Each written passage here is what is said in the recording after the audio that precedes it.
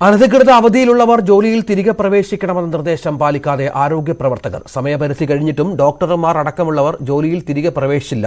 അനധികൃത അവധിയിലുള്ള 700 പേരിൽ തിരികെ പ്രവേശിച്ചത് 24 പേർ മാത്രമാണ്. MG മിഥുനുണ്ട്. മിഥുൻ, ഈ നിർദ്ദേശം ശക്തമായി തന്നെ ആരോഗ്യവകുപ്പിലെ നമുക്കറിയാം ജീവനക്കാരുടെയൊക്കെ ഷോർട്ടേജ് വളരെ പ്രശ്നമാണ്.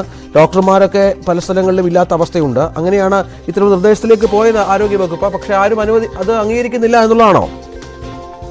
തീർച്ചയായും. അതായത് 1 മാസം മുമ്പാണ് ആരോഗ്യവകുപ്പ് അനധികൃത അവധിയിലുള്ളവർ തിരികെ എത്തണമെന്ന നിർദ്ദേശം നൽകിയത്. എന്നാൽ ഈ ഒരു അന്ത്യശാസനം ഇവർ പാലിക്കുന്നില്ല എന്നുള്ളതാണ് ഏറ്റവും ശ്രദ്ധേയമായിട്ടുള്ള കാര്യം. അവർ ഇതിൽ ഈ അവധിയിലുള്ള 700 പേരിൽ തിരികെ പ്രവേശിപ്പിച്ചത് 24 പേർ മാത്രമാണ് എന്നുള്ളതാണ് ഏറ്റവും ശ്രദ്ധേയമായിട്ടുള്ളത്. തിരികെ ജോലിയിൽ പ്രവേശിക്കാത്തവരെ പുറത്താക്കാനുള്ള നടപടിയിലേക്കാണ് ഇപ്പോൾ ആരോഗ്യവകുപ്പ് കടക്കുകയും ചെയ്തിരിക്കുന്നത്. കാരണം ജീവനക്കാർ അനധികൃതമായി ജോലിയിൽ നിന്ന് വിട്ടു നിൽക്കാൻ പാടില്ല എന്നുള്ളൊരു നിർദ്ദേശം മുൻകാലങ്ങളിലേ കൊടുക്കാറുണ്ടായിരുന്നു. ഒപ്പം തന്നെ ഈ വിഷയം, അതായത് പലയിടത്തും ഡോക്ടർ വന്ദനാദാസിന്റെ അടക്കമുള്ള കൊലപാതകവുമായി ബന്ധപ്പെട്ട് വലിയ രീതിയിൽ ഡോക്ടർമാരും ഒപ്പം തന്നെ ജീവനക്കാരും ഒക്കെ തന്നെ വലിയ ഭയപ്പാടിലുണ്ടായിരുന്നെങ്കിൽ പോലും തന്നെ ആ സമയത്തൊക്കെ തന്നെ ഈ വിട്ടുനിന്നവരൊക്കെ തന്നെ തിരികെ എത്തണമെന്നുള്ളൊരു നിർദ്ദേശം ആരോഗ്യമന്ത്രി തന്നെ മുന്നോട്ട് വെക്കുകയും ചെയ്തിരുന്നു. കൂടാതെ ഡോക്ടർമാരുടെ സംഘടനയുമായി വിവിധ തലത്തിൽ ചർച്ചകൾ നടത്തിയിരുന്നു. ഒപ്പം തന്നെ ഈ ഒരു ചർച്ചയിൽ കൂടി ഡോക്ടർമാരുടെ ചർച്ചയിൽ കൂടി പ്രധാനമായും ഉന്നയിച്ചത് ഈ അവധിയിൽ ഉള്ളവരെല്ലാം തന്നെ തിരികെ എത്തണം, അല്ല എങ്കിൽ കടുത്ത നടപടിയിലേക്ക് പോകേണ്ട സ്ഥിതിവിശേഷം ഉണ്ടാകും. അത് ഉണ്ടാക്കാൻ പാടില്ല എന്നുള്ളൊരു